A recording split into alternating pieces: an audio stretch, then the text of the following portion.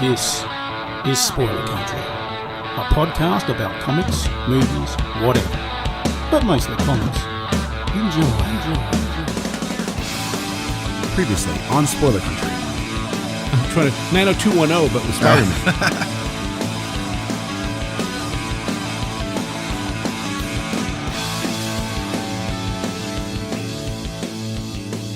All right, welcome back to Spoiler Country. I'm Kenric, and that's Johnny Horsley. And today on our show, it's Bill Finger. And this show was really born because, I got to be honest, I didn't have a clear understanding of who Bill Finger was until you mentioned him on a previous episode. And I don't even remember which episode it was now, but you mentioned him on a previous episode. And then I just restarted my Hulu account, and they have a documentary with this guy. I want to say Mark T. Nobleman. Seems like a really nice guy, and he, he learned about Bill Finger, and he went on a crusade. That's the only way I can put it. Yeah, a crusade for Bill, because Bill Finger, to anybody who didn't know, was kind of screwed for a long time over what he created for DC. Yeah, so the story goes that, I think what had happened was Bob Kane was working with a publisher, and they basically said, can you create a superhero like Superman? And he said, for that kind of money, that the was it Schuster and Spiegel?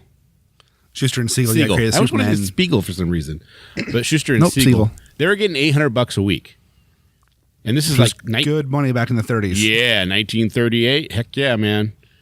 And they were living life. They're living the life. It ends up being like they got kind of screwed over too, which I think a lot of those big publishers did. But regardless, they said, "Hey, can you?" He said, "For that kind of money, I'll have something tomorrow."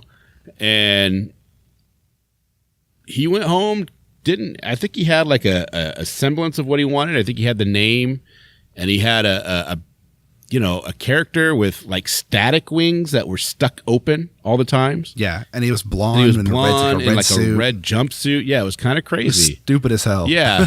Took it to his buddy Bill Finger that he knew was a very talented writer and had some great ideas. And Bill basically redesigned everything and came up with all the, probably the greatest villain row ever. Anything iconic you think of Batman, you can give credit to Bill Finger for. The cowl, all the original stuff. The cowl, the cape, the name Bruce Wayne, the Playboy alter Gotham. ego, the Joker, Gotham, all of it. Yeah, the black suit with the cowl and everything. That's all Bill Finger. And I mean, and to the credit, they had a gentleman's agreement. Like, I will pay you as you write. At the beginning, I think if Batman came and went in the 1930s, 1940s, and never became what he is today, then it would be a moot point. But that's not what happened. It became a cultural icon, a symbol that everybody knows, Well, listen to our last episode about Batman being the greatest cultural icon of all time right now. Yeah, exactly. It's just happenstance that I watched this documentary that you'd already watched it, and it's just that I was like, oh my god, and you're like, yeah, you want to talk about it? And I was like, yeah, let's do this right now. You're like, really? All right, let's do it. Yeah, and just to clear things up, it's based on a book called Bill the Boy Wonder: The Secret Co-Creator of Batman by Mike Tyler Nobleman. The movie's directed by Don Argot and Sheena M. Joyce. So they based it off the book written by Mark. So that's what it's off of. Yeah, but it's for years. I mean, people like myself and other people who have diehard, Batman fans, or people like myself who try to dig more into history of things than they should when they like something. Like, I'm the kind of guy that when I watch a TV show, if I get into a TV show, all of a sudden I know all the actors, I know what they've been in before, I know what they're going to work on. I'm the same way. I research all the shit about them. I'm sitting there watching it, and I'll bring up IMDb. Oh, who's that? And I'll see what other things are in. They kind of look familiar. Go in. Oh, they did this. They did this. They got this going on. Oh, yeah. I'm the same way. I just want to know everything. So when it comes to Batman and the creation of Batman, for a long time, everyone's like, oh, yeah, Bob Kane created Batman. Bob Kane created Batman. But then talking with, obviously, my dad and with other people, sort of realizing, there's this guy named Bill Finger who had a big part in the creation of Batman as well. And if you read Bob Kane's book, Batman and Me, he doesn't give Bill Finger credit for shit. You know, there's a line in that book that they talk about in the documentary about how much work Bill Finger actually did, and Bob Kane does at that point kind of give him credit because people like they were talking it Roy Thomas? Yeah, and Roy Thomas. When you read the line, it stops you in your track, especially if you know the story of Bill Finger, and it makes you go, huh. Right. And it's just like, wow, how can you, write this out? And then I got to tell you, man, watching that documentary and going through, I don't have any way else to put it, but I thoroughly hated Bob Kane for what he did. Yeah, it's hard for me to like Bob Kane as a creator, and like as a big a Batman fan I am, I have no desire ever to get a Bob Kane signed or drawn picture. I don't really care. I wouldn't want it. Yeah, I'd rather have something from Bill Finger. I'd rather have his granddaughter sign it. Yeah, I have no love for Bob Kane as a man anymore, and for what he did. I mean, I don't know. It's kind of harsh, but really, it's like as a creator myself, and I know times were different back in the 30s and 40s, and people didn't seek, or the whole giving creators their due wasn't what it was, but clearly it was to some point for Bob Kane to sign a contract to say that only Bob Kane's name could appear in a Batman comic for a long time. I mean, that's a crazy, and what the thing is no one can produce that contract. Did you know that? Yeah. Really? Yeah, no one can produce, DC has never produced that contract. And you would think that after all the years of people saying, hey, you really need to give Bill Finger credit, and them using the excuse, we're under contract, we can't, that they would just produce the contract and say, here it is, look, in black and white, we can't do this.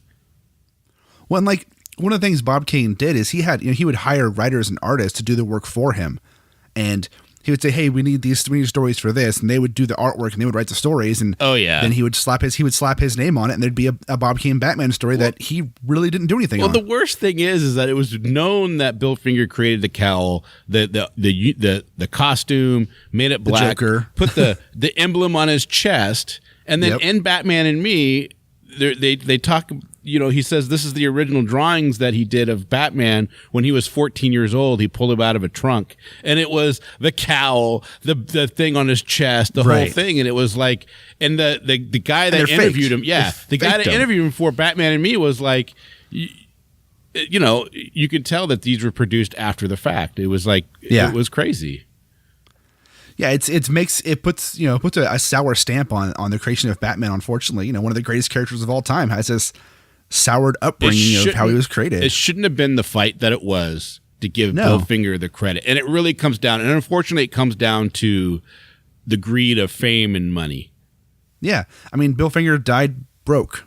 Dude, he died alone, broke, in his room for like 2 days. No one knew he was gone until his buddy that lived down the hall that they actually co-wrote. You know what's sad? They co-wrote a Batman TV show episode together, and that was the first and only time in Bill's life that he saw his name credited to Batman. That's so sad. Oh my god, it's heartbreaking. All the Batman work he did. Oh my god, it's heartbreaking. It's like, come on. I mean, well, then his buddy, I don't know. His buddy that he wrote that episode with is the one who found him. And for the longest time, they didn't know where he was buried. They thought he was buried in an unmarked grave, pauper style, in a potter's field. And that's ridiculous. That's crazy sad. And it wasn't until Nobleman did his research, and then he found out that he had a son that ended up being gay and dying of AIDS and contracting AIDS and dying in like 92. And he had tried to get credit for his father for the work, and wasn't able to, especially with Bob Kane still alive. It was probably nearly impossible to get anybody to listen. Right. And from there, the only way to get credit through copyright is with an heir. You have to have an heir. Yeah. Right? Which is crazy to me to think. I mean, because this is, I don't know, there's so many things. And so this guy's doing all this work and research, and finally he finds these cousins, and they're like, oh, well, you should talk to his granddaughter. And he's like, what are you talking about? His son was gay. And he's like, no, he was married and he had a daughter first before. Yeah. Everything that before he came out. Yeah, before he came out. And so it was like, that was a huge deal. And then he finds the daughter, and Yeah, and then at the end, they actually talk about him going through and he found two friends that knew Fred Finger, Bill's son, and he said that no, he's not buried in an unmarked grave. You know, Fred went and got him, had him cremated, and then took him to the ocean in Oregon and drew a Batman emblem in the sand, filled the ashes in the Batman emblem, and let the ocean carry him out. Which is kind of a poetic, beautiful ending, you know, for someone who didn't get the credit they deserved. It's you know, well, it's just it's sad. It's crazy, man. And that guy's his imagination must have been amazing.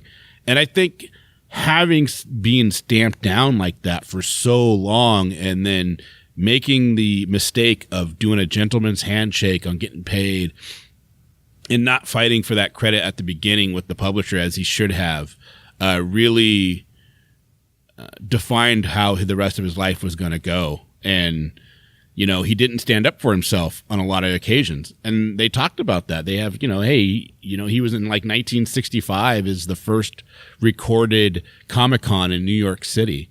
And Bill Finger was there. And then one of the guys was talking about it, who is, I'm not too sure what he does now. And if you haven't watched the documentary or read the book, definitely give it a go. Especially if you're a Batman fan and you want to know the truth. You really should check these out. They're amazing. But this guy, I feel bad. I can't remember his name. Like, it's not really important, but you know, he goes into this Comic-Con and there's, you know, some of his heroes, these writers and illustrators of the golden age of comics sitting at a bar that you had to walk through to get to the convention. And the guy's like, hey, you want to meet the creator of Batman? And he's thinking he's going to meet Bob Kane. He goes, meet Bill Finger. Right. And so he knew from a young childhood that Bill Finger was the co-creator of Batman and not getting the credit he deserved. It's crazy. It's a crazy story. Well, and also think about it that another thing about Bill Finger is not only did he, you know, co-create Batman and all the Batman mythos, he also co-created the Green Lantern, Alan Scott, with Martin O'Dell. Really? Yeah, he was a co-creator of Martin O'Dell's original Alan Scott Green Lantern. Did he get in the 40s? Did he get credit for that? I don't know. Yeah, I think he did, but like the whole thing was Martin O'Dell had the concept, and Finger came in and started and wrote the mythos and the stories behind it. And he worked on Green Lantern for the first 7 years that it was out. Yeah. So he wrote a lot of Green Lantern books, and I'm pretty sure he's credited as co-creator of the Alan Scott original Green Lantern. Oh, good. But I mean, this guy created 2 of the biggest characters in DC. Yeah, he well, helped create 2 of them. Beyond just 2 though, because you're talking Green Lantern and Batman, but isn't the Joker one of the biggest creators of all biggest characters as well? It is, but I think we're incorrect. I think Jerry Robinson created the Joker. Oh, I thought it was. And now that I'm thinking about it, no, yeah, it was okay. So it was Bill Finger, Bob Kane, and Jerry Robinson. The 3 of them created the Joker together. Oh, okay. But if you ask Bob Kane did it all. But right, you know, Jerry Robinson and Bill Finger created the Joker together. Yeah, see, it's just nuts that you could have something like that happen. You know? Yeah. And it's just so weird. Like, I can't see creating something and then having he had a general concept of what he wanted, but it looked like ass. Yeah, the original Batman. Google search original Batman or Bob Kane's Batman, and you look at it and you'll laugh. It looks freaking terrible. Yeah, I mean, it is what it is. It looks like a product of its time. It just Bill Finger's. But Batman was a product of the time too, and Bill Finger created, and even the original Batman still looks pretty badass. Well, that's what I'm saying. Bill Finger's like fingers put into Batman. He made it iconic. He made it like lasting. You know. Well, if you look at the original costume designs, original designs for, you know, the big DC characters, you know, Superman, Batman, Green Lantern, Flash, those original costumes, yeah, they stood out different from the other costumes of the 30s and 40s. Like they all were original and different than everything else. Like, think about Alan Scott's costume. That was not your standard costume for the 1940s. It was, you know, it had the cape and the chains and the lantern, and it was very intricate compared to what else was out at the time. Yeah. And the original Bob Kane's Batman was very much You're talking about the original the Green time. Lantern. Yeah. Which, you know, I'm kind of surprised they've never brought that character back. What, Alan Scott? Yeah. He's been back. He's been back plenty. He's back all the time. But not in that form though, right? Yeah, no, he comes back. Alan Scott Green Lantern comes back in the JSA. He's been back He was in. But he's a different Green 90s. Lantern, though, right? No, it's still Alan Scott. No. What I mean, the way he's portrayed, his power set, the character compared to Hal Jordan are two different types of characters. Oh yeah, Alan Scott and Hal Jordan are different Green Lanterns, but the Alan Scott Green Lantern has come back with the same power set. His powers are magic based, and yeah, he's not like he's got a ring, but it's not the same thing as Hal Jordan. He's not with the Corps. He's not with the Green Lantern Corps now. Yeah, that's what I'm trying to say. So he's a different type different. of Green. He's Green Lantern in title only. Yeah, and it's because he was the Green Lantern. They tried to work it around where he's like bad with a magic-based Green Lantern versus the 40s, and he was an honorary member of the Corps for some. I mean, there's a lot of rewrites for his origin after the fact, but anymore in the New 52 they made him gay, and he had a boyfriend or a husband that died, and Alan Scott was pissed off because of that. But Alan Scott's he's a pretty cool character when you read him, when you read his some of the newer stuff. Yeah. Yeah, I've never read anything with Alan Scott. I didn't even realize that they had brought him back ever. I just thought that was a dead character from the Golden Age because they revamped him as the Green Lantern for the Silver Age. Yeah, well, they completely redid Green Lantern. Like, it was a totally different. I wonder when did they bring him back for the first time? I think it was actually in the late 60s, to be honest. I think there was an issue of Justice League that was the first time the Justice League and the Justice Society crossed over, and Green Lantern was in the Justice Society.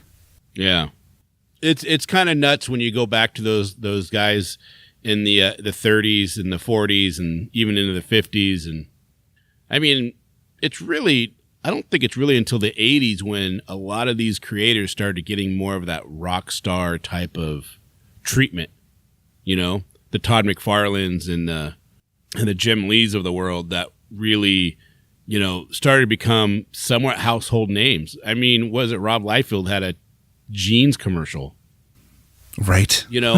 And I think that's a credit because I think over time people start to learn from the past, from their elders, right? From the mistakes of the past, and seeing people not getting the credit, not being treated the right way, and these publishers making bank off the backs of these guys. I mean, people don't understand. I mean, those bullpens back in the 30s and 40s, you see pictures of them, man, and they're just like 20, 30 artists stuffed in a room, forced to work, back.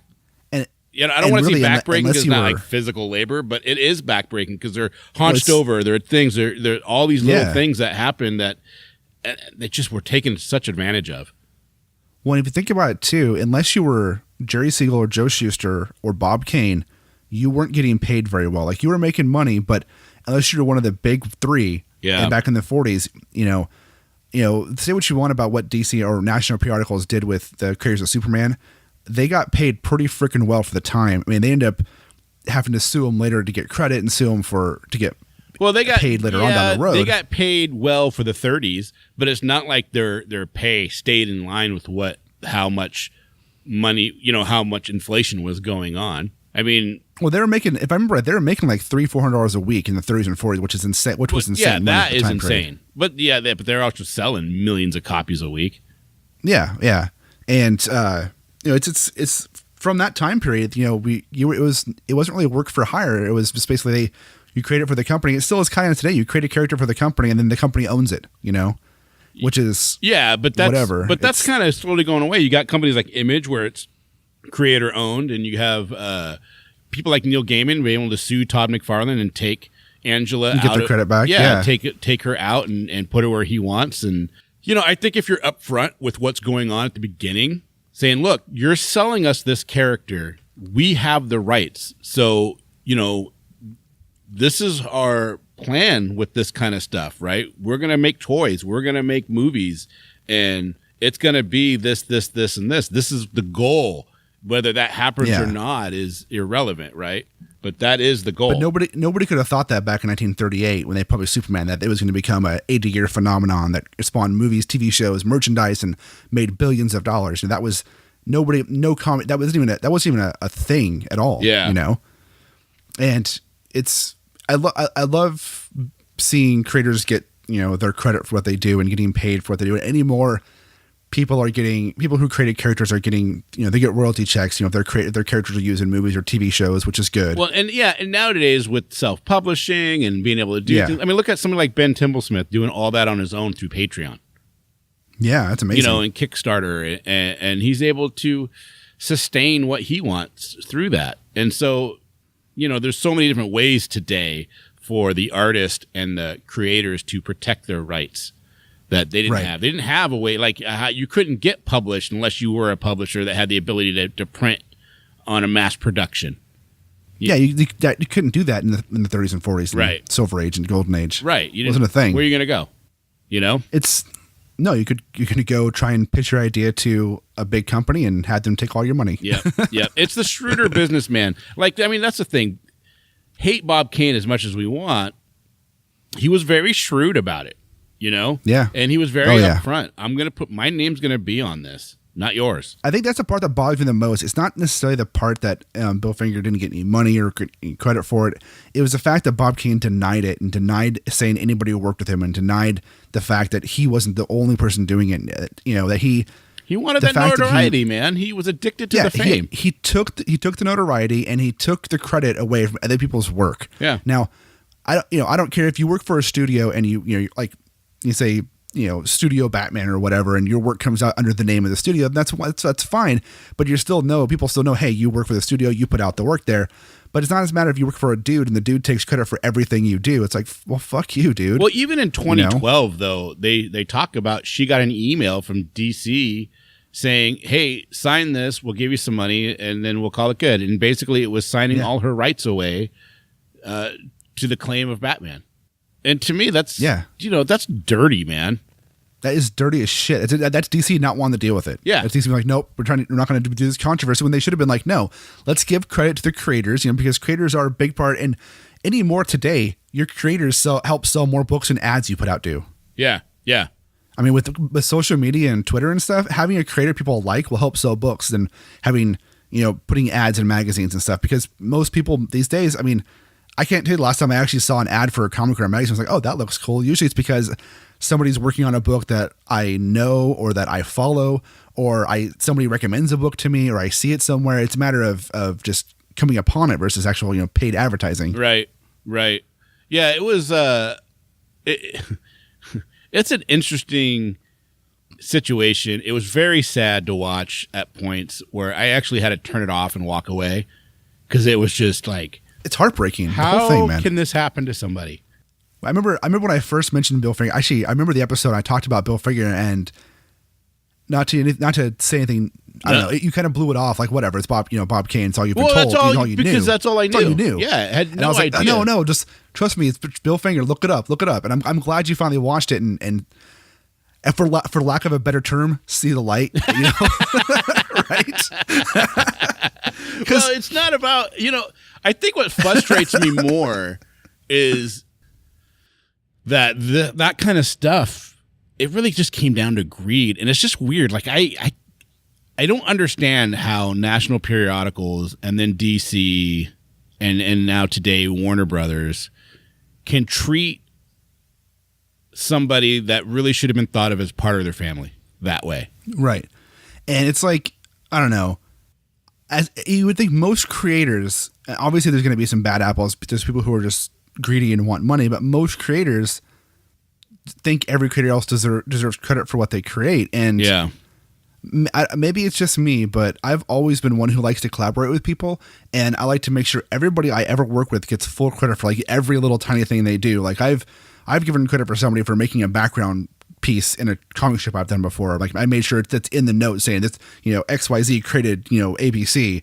So I don't want to take, because I don't want to personally be ever thought of taking credit for anybody else's work. I try to make sure it's always known. Even when I was doing my, for a year I did a comic strip called PD Comics, which was public domain comics, where I took public domain images and drawings and made jokes out of them. But I always made sure in the credits of the comic, if I could find it, I put who the original artist was of whatever was being used and how to find the original work.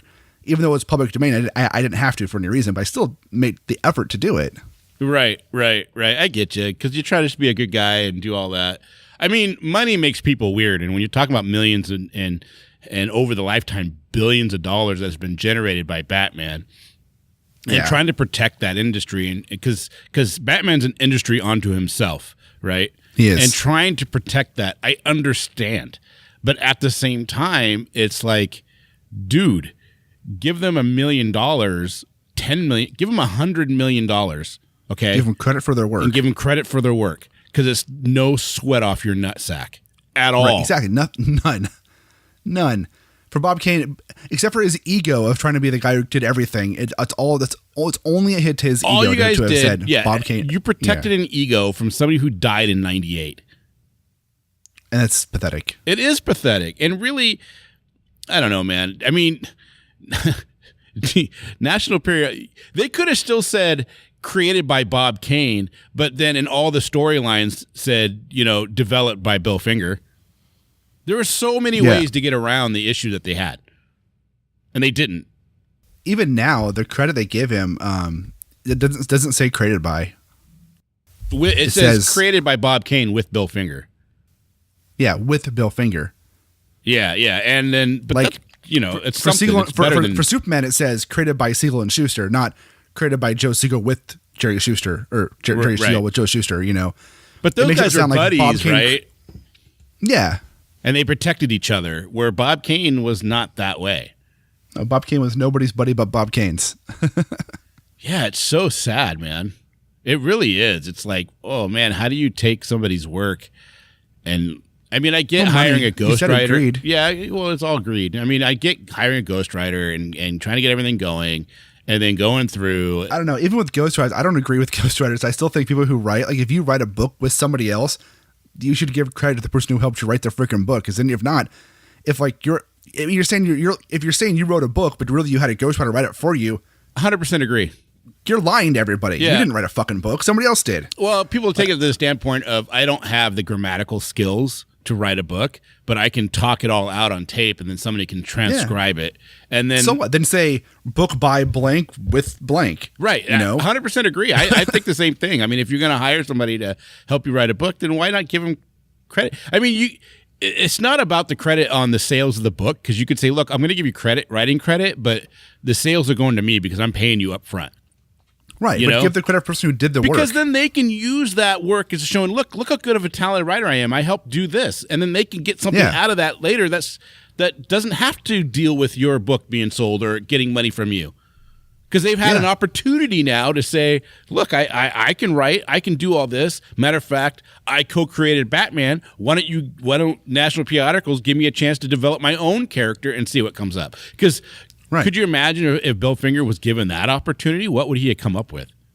Right. I don't know. I do know Bill Finger was very much an introvert, so he was not very outgoing. Yeah. Not very. He never fought for his right to party. I mean, to have Batman.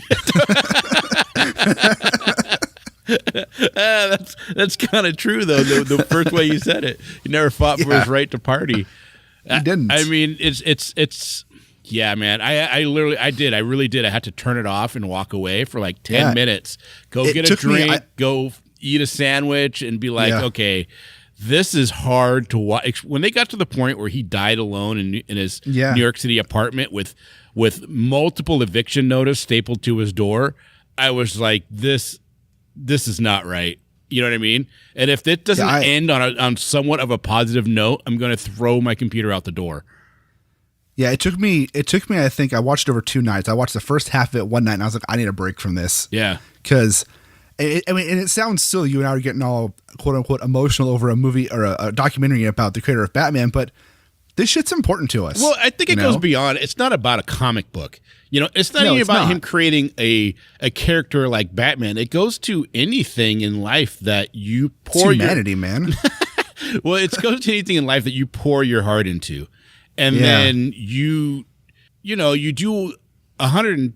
You give 100% to your work or to what you love in life, and it becomes something more. And you get fucked out of everything from it. Yeah, and it provides a lifestyle. It provides not even a lifestyle. It provides the needs of many people. People make a living off of this. It'd be like my grandfather did very, very well with real estate in Southern California back in the 30s and 40s and 50s and 60s. Okay, he did very well.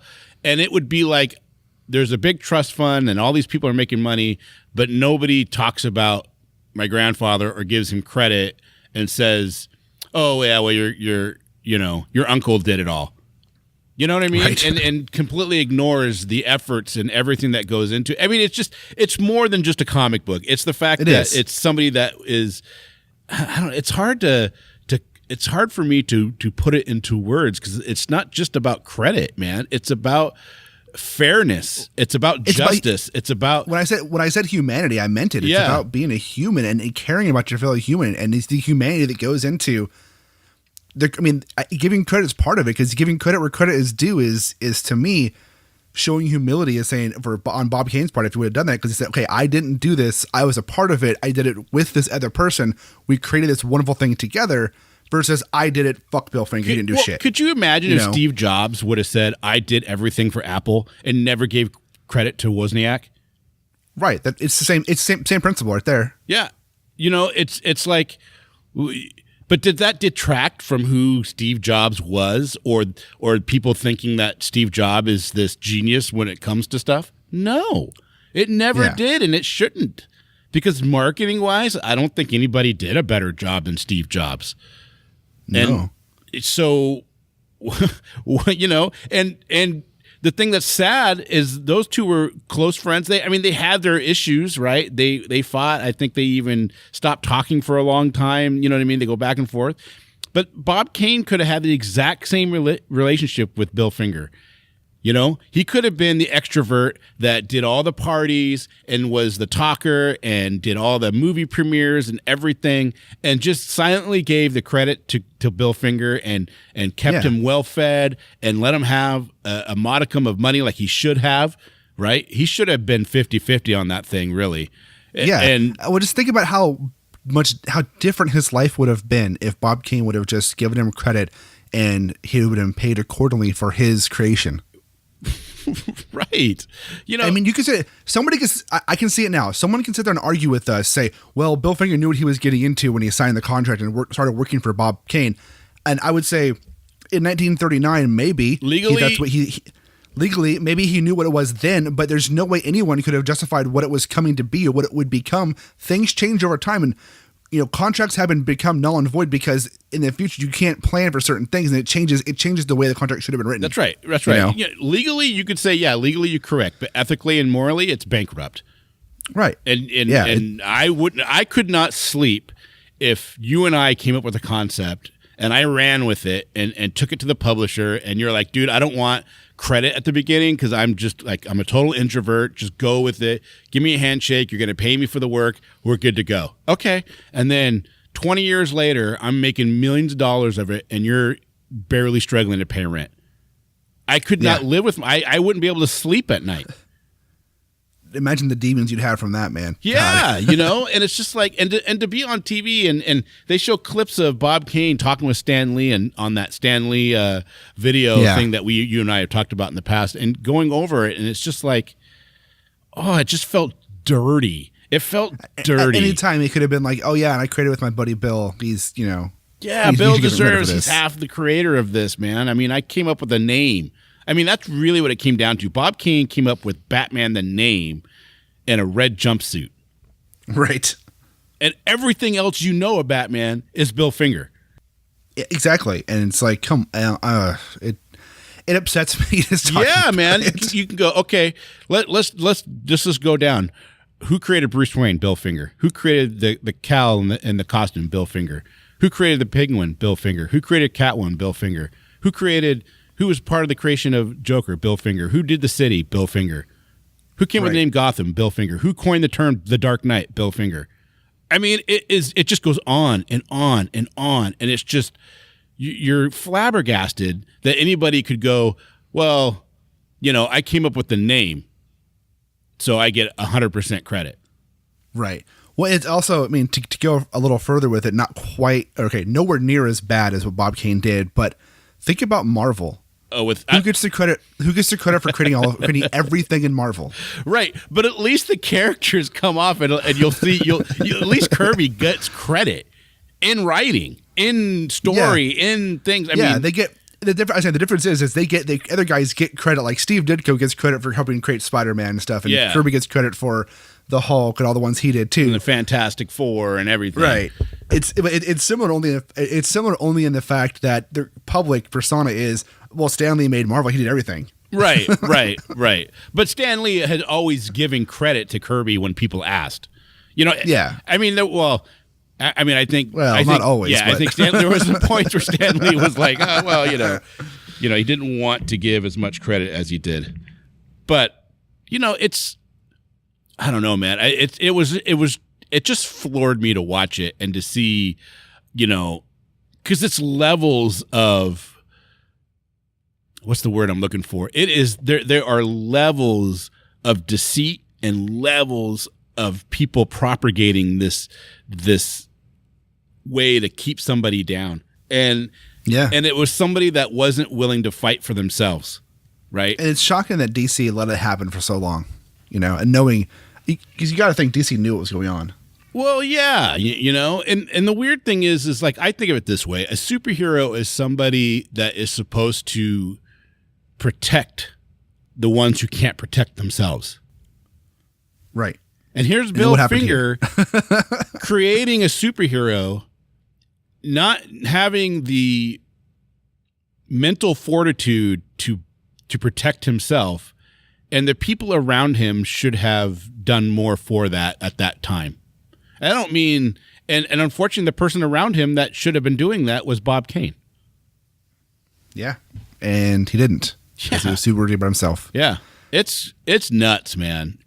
Yeah. I mean, if you're listening to us right now and you haven't watched it yet, go to Hulu, watch Batman and Bill, and let us know what you think, because clearly you know what we think right now. Yeah, I really got to thank Mark T. Nobleman for putting that together, because he did a fantastic job. And we asked him to come on, and he said, I think he's doing a lot of stuff. But he was very nice to even respond to us and say, I think the books and the movie speaks for themselves. And I can't argue that. I can't argue that, man. You did a wonderful job, and I just really want to say thanks, because that was, check it out. Yeah. I think that's a show. I think that is a show. I think that was a nice, sweet, short, but to the point, and got what we wanted to get out. Yep, I agree. I like it. All right, so where can they hear us at? Well, you can hear us all over, Johnny. You can hear us on Google Play, and you can hear us on iTunes and Stitcher. And are we on Spreaker? No, we're not on Spreaker. We'd like to be on Spreaker, no. But it's kind of a hard one to get into. Someday, maybe. We're working on getting on Spotify, but really, if you have a podcatcher on your phone, that's an app that allows you to search for any podcast. You will most likely find us under Spoiler Country. Yeah. Or just search Spoiler Country Podcast on Google, and you'll find us all over the place. That's Go to our website, spoilercountrypod.com, and you can find us, listen to us, and see all of our cool shit there, too. That's right. Where can they interact with us, Johnny? Well, there's lots of places. You can email us at spoilercountry@gmail.com if you don't want anybody else to see your secret dirty messages. Or you can hit us on Twitter. Twitter is our most active place, because Kenric and I both respond to people there. We kind of have fun going back and forth to see who can respond first. We have Instagram, we have Facebook, all those fun places. If you go to Instagram, you're probably going to talk to me and not Kenric, because I'm the one who usually manages that one. Yeah. But Twitter is our main place to interact with us, or you can go to the website and poke around there and comment on some review blog posts, which we have new ones coming. I got a stack of comic books right here I need to read and review. Yeah. I promise I'll get to them. I promise I will.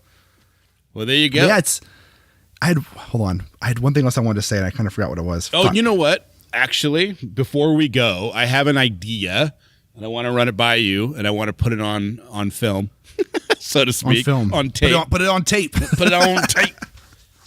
I want to come up with, what is something that you think or that I'm not a big fan of, and you're like, if you watch this one episode, I might convert you. Or if not, you'll at least like that one episode, and then we can talk about it.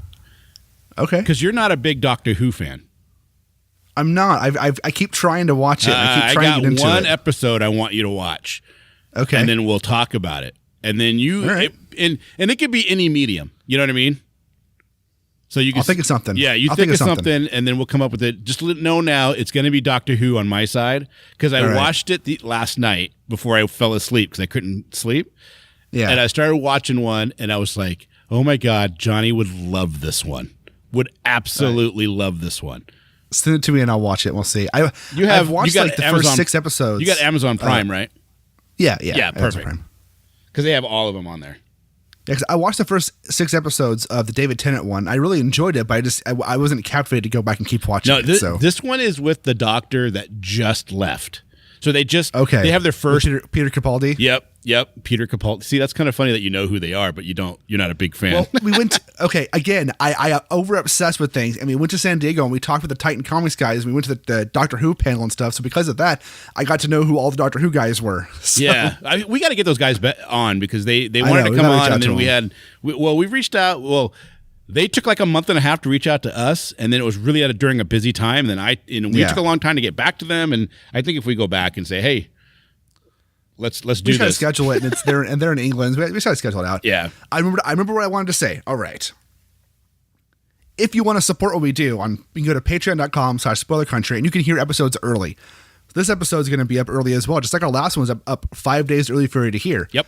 So if you want to hear us faster, kick in $1 a month, and you'll hear us faster on Spoiler Country because we're going to have it up there. And I'm going to put this on Twitter saying, hey, new episode's up, ready to go. Go listen to it. And as soon as we get them edited down, they're going to be up on Patreon for people to listen to, and then they'll go up like a week later on for everybody else. That's right. And if you know or are a independent comic guy and you have a Kickstarter campaign or Indiegogo campaign or any of those types of things, and you want to get the word out about your stuff, let us know and show us what you got. And if we look over it and we like what we're seeing and we agree with what you're doing, we'd love to have you on, and we'll talk about what's going on and how we can get your word out of the comic book you're trying to get out there. Yep. So just email us at spoilercountry@gmail.com. Even if it's not a comic, if it's comic or nerd related and it's not necessarily a comic book, still hit us up. Yeah, we'll look at it and see. Yeah, exactly. I mean, I'm down for card games or board games that are cool too. Yeah, so. Or even full on novels. Yeah, exactly. Teen novels, preteen novels, adult novels, and I mean adult. I don't want to read X-rated adult stuff, but romance novels. Romance novels. That's right. Sunday. So there we go. All right, guys. Remember, expand your mind and read more. We're out of here. See ya.